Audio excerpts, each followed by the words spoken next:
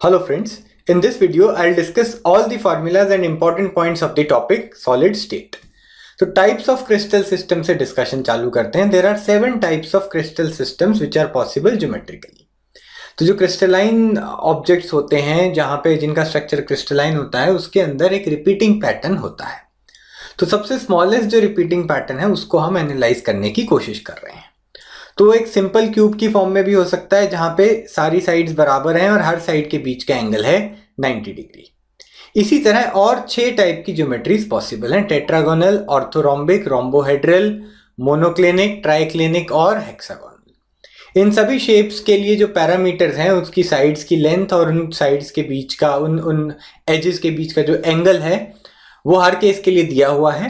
तो आप यहाँ पर वीडियो को पॉज करके इन सभी पॉइंट्स को एक बार रीड कर सकते हैं एंड उनको याद करने की कोशिश कर सकते हैं. It is difficult to memorise all these points, लेकिन इट इज़ एक्सपेक्टेड टू, हो सकता है, बहुत रेयर चांस है, but these type of questions, इन शेप्स की प्रॉपर्टीज से रिलेटेड क्वेश्चन जो है कभी कभार आ सकते हैं. तो यहाँ पर हमने टाइप्स ऑफ क्रिस्टल सिस्टम्स की बात कर ली है. अब हम यूनिट सेल्स की बात करते हैं कि इन क्रिस्टल सिस्टम्स में एटम्स कैसे अरेंज हो सकते हैं. तो उसमें सबसे पहला टाइप होता है सिंपल क्यूबिक यूनिट सेल, जिसको प्रिमिटिव यूनिट सेल भी बोलते हैं. इसमें यहां पर आपको एक क्यूब दिख रहा है और उसके 8 जो कॉर्नर्स हैं उनके ऊपर एक एक एटम बैठा हुआ है. तो this type of arrangement is known as simple cubic unit cell. फिर है बॉडी सेंटर्ड. 8 कॉर्नर्स पे भी एक एक एटम बैठा हुआ है. एटम भी हो सकता है, आयन भी हो सकता है. और ये जो क्यूब है उसका बॉडी सेंटर जो है, बॉडी सेंटर क्या होता है? सभी बॉडी डायगोनल्स का पॉइंट ऑफ इंटरसेक्शन जो है वहां पर भी एक एटम या आयन प्लेस्ड होगा. इसके अलावा फेस सेंटर्ड यूनिट सेल होता है. एक क्यूब के 6 फेसेस होते हैं और हर फेस के सेंटर में अगर एक एटम हो और 8 कॉर्नर्स पे भी एक एटम हो, then it is known as face centred unit cell. और जो चौथा टाइप का यूनिट सेल होता है that is end centred unit cell.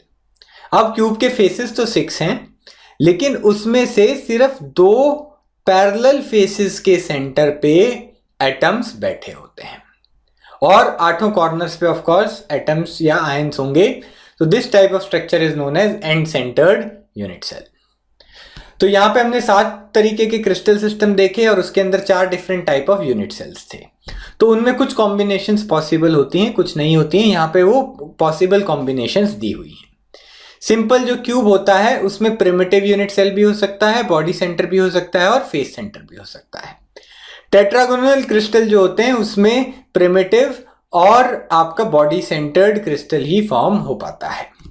Orthorhombic के केस में चारों जो केसेस हमने पढ़े थे, primitive, body centred, face centred और एंड सेंटर्ड क्रिस्टल्स पॉसिबल हैं. इसी तरीके से 7 क्रिस्टल सिस्टम में वो आपकी कॉम्बिनेशंस दी हुई हैं. तो geometrically there are 14 type of lattices possible. ये सबके जो डायग्राम्स हमने बनाए हैं तो इस तरीके से there are 14 combinations that are possible and these combinations are known as Bravais lattices. तो आगे चलते हैं. अब इंडिविजुअली सिंपल क्यूबिक जो यूनिट सेल है उसको एनालाइज करते हैं. तो यहाँ पे 8 कॉर्नर्स पे एक एक एटम था और मैंने उन एटम्स को स्लाइस करके एक सिंगल क्यूब बाहर निकाल लिया है. तो कॉर्नर पे जो एटम बैठा होता है वो 8 अलग अलग क्यूब्स के बीच में डिवाइडेड होता है. तो ये जो क्यूब मैंने कट किया है इसके अंदर उस एटम का सिर्फ 1/8 पार्ट अंदर एनक्लोज्ड होगा. तो यहां पर कुछ कंडीशंस देख लेते हैं. ये क्यूब मैंने फिर से ड्रॉ किया है और ये जो कॉर्नर के एटम्स हैं ये आपस में एक दूसरे को टच करते हैं. तो सबसे पहली कंडीशन आ जाती है r is equal to a/2. Cube की साइड a है और एटम का रेडियस r है, तो r इज a/2. a जो होता है it is also known as lattice parameter. यहां पे number of atoms per unit cell हो गए 1. हर कॉर्नर पे 1/8 एटम जो है इस सेल के अंदर कंट्रीब्यूट कर रहे हैं एंड देयर आर 8 कॉर्नर्स, तो total number of atoms per unit cell 1 हो जाता है. कोऑर्डिनेशन नंबर यानी कि नंबर ऑफ नियरेस्ट नेबर्स जो है दे आर 6. ठीक है. तो कोई भी आप, अगर मैंने ये यहाँ पे एक और डायग्राम बनाया है जहां पे मैंने 2 एडजेसेंट क्यूब्स को ड्रॉ किया है. तो अगर इस पर्टिकुलर एटम को देखेंगे तो 1, 2, 3, 4, 5, ठीक है, 1, 2, 3, 4, 5 एंड 6. ये जो 6 एटम्स हैं they are at a distance of a. इसके अलावा जितने भी एटम्स हैं वो इस पर्टिकुलर एटम से कंपैरेटिवली ज्यादा दूर हैं। तो these are the 6 nearest neighbours of this atom. तो यहां से हमें पता चलता है कि कोऑर्डिनेशन नंबर इसका 6 होता है in the case of unit cell, यानी कि किसी भी एटम के नियरेस्ट नेबर्स 6 होते हैं। पैकिंग एफिशिएंसी यानी कि total volume occupied divided by total available volume जो है वो इसकी 52.3% होती है। नेक्स्ट नियरेस्ट नेबर्स, मतलब नियरेस्ट नेबर्स के बाद जो डिस्टेंस पे नेबर्स हैं दे आर 12, उन सबका डिस्टेंस होता है √2a। और डेंसिटी ऑफ यूनिट सेल भी हम निकाल सकते हैं। डेंसिटी ऑफ यूनिट सेल से हमें density of the complete material पता चल जाता है, जो कि पूरे मटेरियल जो क्रिस्टलाइन मटेरियल है उसमें सेम यूनिट सेल्स रिपीट होते हैं। तो डेंसिटी ऑफ यूनिट सेल होती है mass of one unit cell divided by volume of one unit cell, और इसका फॉर्मूला होता है Zm/Na^3। यहाँ पे Z है number of atoms per unit cell, capital M जो है this is the molar mass of the substance, Na is the Avogadro's number, और A जो है वो क्यूब की एज की लेंथ है। तो यूनिट्स का हम ध्यान रखेंगे, यहाँ पे Z एक नंबर होता है, मोलर मास को ग्राम पर मोल लिखेंगे, Avogadro's number is a constant, और A जो है उसको अगर हम सेंटीमीटर में लिखते हैं तो डेंसिटी ग्राम पर सेंटीमीटर क्यूब की फॉर्म में आपको मिल जाएगी, which can also be written as gram per ml। अब बॉडी सेंटर्ड क्यूब को देखते हैं। यहां पर 8 कॉर्नर्स पे एक एक एटम था। मैंने क्यूब को स्लाइस किया तो उनका 1/8 पार्ट ही मेरे पास यहाँ पे बचा, और क्यूब की बॉडी के बिल्कुल बीचों बीच देयर इज 1 एटम। तो this type of combination is body centred unit cell. तो यहां पे अगर हम ज्योमेट्री देखेंगे तो एक बॉडी डायगोनल के अलोंग 3 एटम्स टच करते हैं, कॉर्नर पे हैं ये दोनों और बीच में बॉडी सेंटर को वो टच कर रहे हैं। तो यहां से ज्योमेट्री आती है R = √3a/4। A जो है क्यूब की एज है और R is the radius of the atom. इसमें पर यूनिट सेल 2 एटम्स होते हैं। 8 कॉर्नर्स पे 8 एटम्स हैं जिनका कॉन्ट्रीब्यूशन 1/8 होता है, और जो बॉडी सेंटर पे एटम होता है वो कंप्लीटली क्यूब के अंदर है। तो total atoms per unit cell हो गए 2। कोऑर्डिनेशन नंबर इसमें 8 होता है, यानी कि नियरेस्ट नेबर्स 8 होते हैं। इस सिस्टम की पैकिंग एफिशिएंसी 68% होती है। We have 6 nearest neighbours. आगे चलेंगे, फेस सेंटर्ड यूनिट सेल के लिए भी सेम डिस्कशन कर लेते हैं। यहां पर 6 जो फेसेस हैं क्यूब के, सब फेसेस पे भी एक एटम बैठा है और 8 कॉर्नर्स पे भी एक एटम है। तो जब हम इसको क्यूब को स्लाइस करके बाहर निकालते हैं एनालिसिस करने के लिए, तो कॉर्नर के एटम्स का कंट्रीब्यूशन 1/8 होता है और फेस सेंटर के एटम का कंट्रीब्यूशन हाफ होता है। आधा इस क्यूब में है, आधा इसके एडजेसेंट क्यूब के अंदर एटम होगा। तो यहां पर बॉडी डायगोनल की बजाय फेस डायगोनल जो है उसके अलोंग 3 एटम्स टच करते हैं। तो R इज √2a/4 हो जाएगा। Number of atoms per unit cell इसमें होते हैं 4। बॉडी सेंटर में 2 थे, सिंपल क्यूबिक में 1 थे, फेस सेंटर में होंगे 4।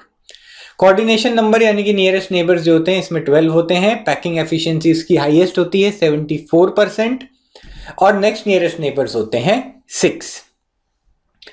इसमें ये जो आपका फेस सेंटर एनालिसिस है इसके अंदर 4 ऑक्टाहेड्रल वॉइड्स क्रिएट होते हैं पर यूनिट सेल। जितने भी एटम्स होते हैं उतने ही ऑक्टाहेड्रल वॉइड्स होते हैं और उसके डबल टेट्राहेड्रल वॉइड्स क्रिएट होते हैं। तो लाइन से अगर मैं बहुत सारे फेस सेंटर्ड क्यूब्स को अरेंज कर दूंगा तो उस पैकिंग को बोलते हैं क्यूबिक क्लोज पैकिंग।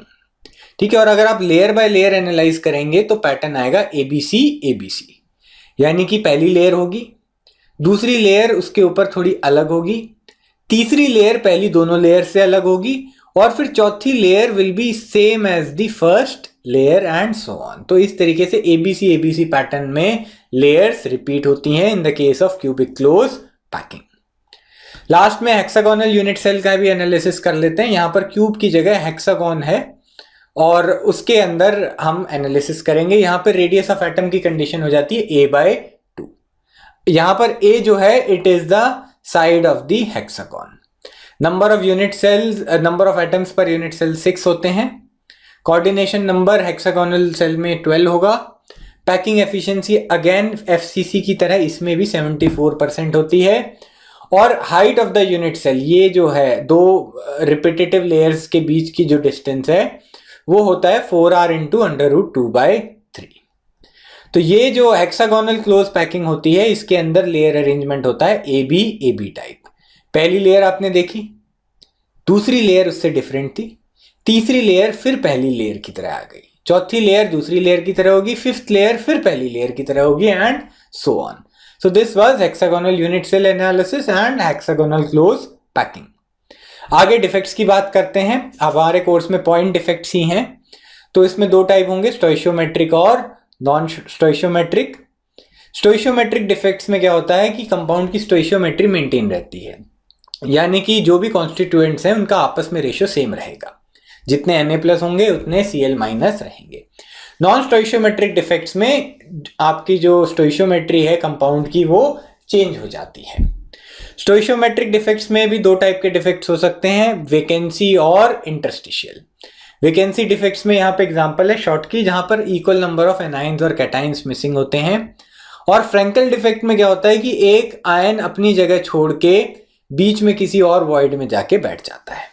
तो शॉर्टकी डिफेक्ट में कंपाउंड की डेंसिटी कम हो जाती है क्योंकि कुछ एनाइंस और कैटाइंस गिवन वॉल्यूम में से मिसिंग है, जबकि फ्रैंकल डिफेक्ट में सिर्फ लोकेशन चेंज होती है, जिस वजह से overall density remains the same. इसी तरह नॉन स्टोइशियोमेट्रिक डिफेक्ट में दो टाइप के डिफेक्ट्स हैं, मेटल एक्सेस और मेटल डेफिशिएंट। मेटल एक्सेस के केस में भी दो रीजन होते हैं, एनाइनिक डेफिशिएंसी और एक्स्ट्रा कैटाइंस। एनाइनिक डेफिशिएंसी में क्या होता है, एक एनाइन जो है वो क्रिस्टल में से मूव कर जाता है और अपना इलेक्ट्रॉन अपनी जगह पर छोड़ जाता है, तो ओवरऑल जो सब्सटेंस है वो न्यूट्रल रहता है, लेकिन उसके अंदर से एक एनाइन वाला जो कंपोनेंट था that is missing.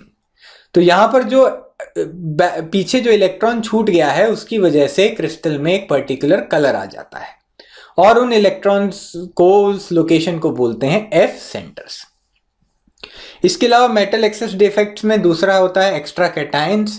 For example ZnO, अगर हम उसको हीट करते हैं तो कुछ ऑक्सीजन एस्केप कर जाती है, जबकि एक्स्ट्रा जिंक के आयंस बीच में आपके वॉइड्स के अंदर जाके बैठ जाते हैं, और कुछ वॉइड्स के अंदर दो एक्स्ट्रा इलेक्ट्रॉन्स भी आके बैठ जाते हैं। इसके अलावा मेटल डेफिशिएंट डिफेक्ट भी हो सकता है। इस केस में क्या होता है कि आपके एक मेटल के आयन को उसकी दूसरी वैलेंसी का आयन रिप्लेस कर देता है, जैसे कुछ Fe2+ हट के Fe3+ आ जाते हैं। तो ओवरऑल सब्सटेंस न्यूट्रल रहता है, लेकिन 2+ और 3+ की कॉम्बिनेशन की वजह से स्टोइशियोमेट्री थोड़ी डिस्टर्ब हो जाती है। तो इस टाइप के केस में कुछ बेसिक न्यूमेरिकल्स आते हैं, वो आप प्रैक्टिस कर सकते हैं। एनसीईआरटी के एक्सरसाइज में भी एक दो क्वेश्चन दिए हुए हैं। शॉर्टकी, फ्रैंकल डिफेक्ट्स जो है, एनायनिक डेफिशिएंसी वाला जो डिफेक्ट है, इन सब के एग्जाम्पल्स आप लोग याद करेंगे। आगे चलते हैं। अभी ये जो रॉक सॉल्ट टाइप स्ट्रक्चर और कुछ टिपिकल क्रिस्टल स्ट्रक्चर्स हैं, ये एनसीईआरटी में नहीं दिए हुए हैं, बट जेई के पॉइंट ऑफ व्यू से दीज आर वेरी इंपॉर्टेंट। तो आयनिक क्रिस्टल्स में क्या होता है, यूजुअली एनायन जो कि बड़ा होता है वो आपका क्यूब फॉर्म करता है, क्रिस्टल फॉर्म करता है, और कैटाइन जो होता है उस क्रिस्टल के वॉइड्स के अंदर बैठा होता है। तो रॉक सॉल्ट टाइप स्ट्रक्चर की बात करेंगे। यहाँ पर Cl- आयंस जो होते हैं वो FCC यूनिट सेल बनाते हैं। आप ये बड़े ब्लू कलर के बॉल्स देख सकते हैं, these are the Cl- ions. ठीक है, इन्होंने FCC सेल बना रखा है। ये देखिए फेस के सेंटर में भी क्लोरीन बैठा हुआ है। अब इसमें आपके FCC में टेट्राहेड्रल और ऑक्टाहेड्रल वॉइड्स क्रिएट होते हैं। Na+ आयंस जो हैं वो ऑक्टाहेड्रल वॉइड्स में जाके बैठ जाएंगे। तो H के अलोंग ये बीच में जो जगह थी वहां पर Na+ आयंस जाके बैठ गए हैं। तो यहां पर यूनिट सेल में 4 Cl- हैं FCC, और ऑक्टाहेड्रल वॉइड्स उतने ही होते हैं जितने नंबर ऑफ एटम्स होते हैं, और हर वॉइड में Na+ है, तो नंबर ऑफ Na+ आयंस भी हो गए 4। तो आप देख सकते हैं हर एक Na+ आयन के लिए एक Cl- अवेलेबल है। दोनों Cl- और Na+ आयंस का कोऑर्डिनेशन नंबर 6 होता है। इसका मतलब इनके दोनों के नियरेस्ट नेबर 6 होते हैं। सभी हैलाइड, सीशियम हैलाइड के अलावा, और उसके अलावा मैग्नीशियम, कैल्शियम, स्ट्रोंशियम और बेरियम के जो ऑक्साइड्स हैं, वो सब कंपाउंड्स इस टाइप का स्ट्रक्चर शो करते हैं। मैथमेटिकल कंडीशंस देख लेते हैं। साइड के अलोंग यहां पर आप देख सकते हैं एनाइन और कैटाइन टच कर रहे हैं, तो 2 times radius of anion plus radius of cation is equal to edge length A। इसके अलावा फेस सेंटर पे आपके क्लोरीन आयंस टच कर रहे थे, 4 times radius of A9 is √2 times A। और कैटाइन और एनाइन का रेशियो अगर आप निकालेंगे इन दोनों इक्वेशंस की मदद से, तो that will come out as 0.414। तो जब कैटाइन एनाइन का रेशियो 0.414 रहता है तो octahedral voids are filled. Next zinc blende type structure देखते हैं। जिंक ब्लेंड जो है this is the ore of ZnS। तो इस स्ट्रक्चर में क्या होता है, S2- सल्फाइड आयंस जो है वो FCC यूनिट सेल फॉर्म करते हैं और Zn2+ is present in alternate tetrahedral voids. तो FCC यूनिट सेल है यानी कि S2- कितने हो गए, 4। अब अगर 4 एटम्स हैं तो टेट्राहेड्रल वॉइड्स कितने हो जाएंगे, उसका डबल यानी कि 8।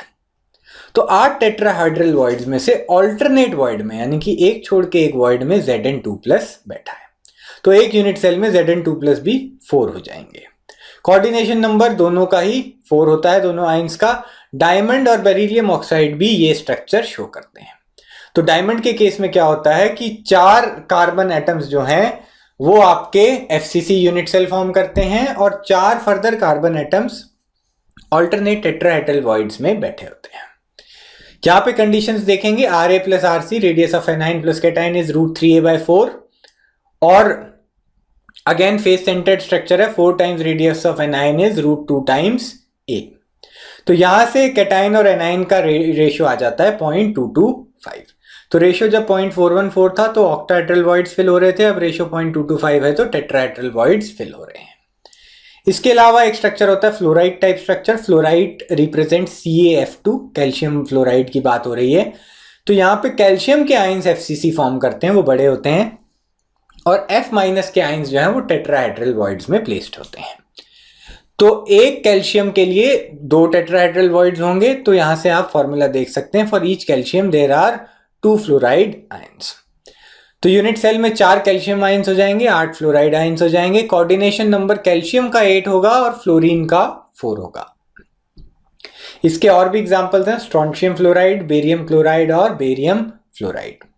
यहां पे भी कंडीशंस देख सकते हैं हम, FCC यूनिट सेल है, Ra+Rc will be equal to √3a/4 and 4 times radius of cation is √2a। ठीक है, इस बार कैटाइन जो था वो FCC फॉर्म कर रहा था, तो यहां पे इक्वेशन में मैंने कैटाइन यूज किया है।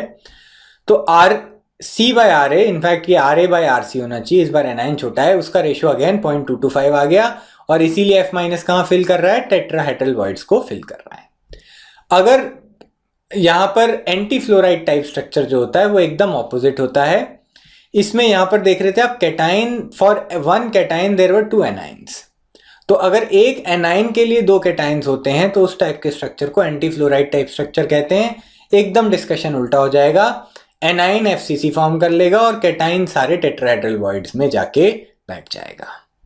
लास्ट केस हम डिस्कस करेंगे सीशियम हैलाइड टाइप स्ट्रक्चर। मैंने आपको पहले ही बताया था, सीशियम हैलाइड को छोड़ के बाकी सब स्ट्रक्चर्स रॉक सॉल्ट होते हैं। सीशियम हैलाइड का स्ट्रक्चर थोड़ा यूनिक होता है। इसमें क्लोराइड आयंस जो हैं वो 8 कॉर्नर्स पे बैठे होते हैं और सीशियम आयन जो है वो बॉडी सेंटर को ऑक्यूपाई करता है। तो पर यूनिट सेल सीशियम आयंस भी 1 होते हैं और क्लोरीन के आयंस भी 1 होते हैं। आप देख सकते हैं 8 कॉर्नर पे क्लोरीन है और सबका कॉन्ट्रीब्यूशन 1/8 है। तो Cl- आयंस भी 1 हो जाएंगे और बॉडी सेंटर पे एक फुल आयन जो है यूनिट सेल के अंदर होता है, तो सीशियम आयंस भी 1 हो जाएंगे। इसमें दोनों का ही कोऑर्डिनेशन नंबर 8 होता है। Ra+Rc हो जाएगा √3a/2 और रेडियस ऑफ एनाइन होगा a/2। ठीक है, एनाइन जो है कॉर्नर्स पे बैठे होते हैं और ये एक दूसरे को टच करते हैं। कैटाइन और एनाइन का रेशियो इस केस में 0.732 होता है। तो हमने देखा था रेशियो 0.225 था तो टेट्राहेड्रल वॉइड्स फिल हो रहे थे, 0.414 था तो ऑक्टाहेड्रल वॉइड फिल हुआ था और 0.732 जब रेशियो है तो बॉडी सेंटर ऑक्यूपाई होता है। तो अब लास्ट डिस्कशन पे आ जाते हैं। तो पॉलिंग के हिसाब से जो क्रिस्टल स्ट्रक्चर्स हैं उसमें कैटाइन और एनाइन का एक क्रिटिकल रेडियस रेशियो होता है। अगर कैटाइन बहुत ज्यादा छोटा है तो उसके सराउंडिंग एनाइंस जो हैं they will come to near to each other और वो आपस में कोलाइड हो जाएंगे। अब एनाइंस आपस में रिपेल करते हैं तो there the compound will become unstable. तो एनाइंस और कैटाइंस के एक पर्टिकुलर रेशियो पे ही आपके पास स्टेबल आयनिक कंपाउंड्स बन पाते हैं। तो कोऑर्डिनेशन नंबर 3 के लिए ट्रायंगुलर वॉइड्स फिल होते हैं जब रेशियो होता है 0.155 से 0.225। कौन सा ratio? Ratio of radius of cation to that of anion, R+/R-। Coordination number 4 जब होता है तो टेट्राहेड्रल वॉइड्स फिल होते हैं when the ratio is 0.225 to 0.414। Coordination number 6 आ जाता है ऑक्टाहेड्रल वॉइड्स के केस में, जब लिमिटिंग रेडियस रेशियो होता है 0.414 से 0.732, और 0.732 से 0.999 अगर उतना रेशियो रहता है तो क्यूबिक आपका स्ट्रक्चर फॉर्म होता है और उसके बॉडी सेंटर पे दूसरा आपका आयन बैठता है. So this was the required discussion from the topic solid state. If you found this video useful, do like it and share it with your friends. Please do not forget to subscribe to our channel. Thank you so much for watching.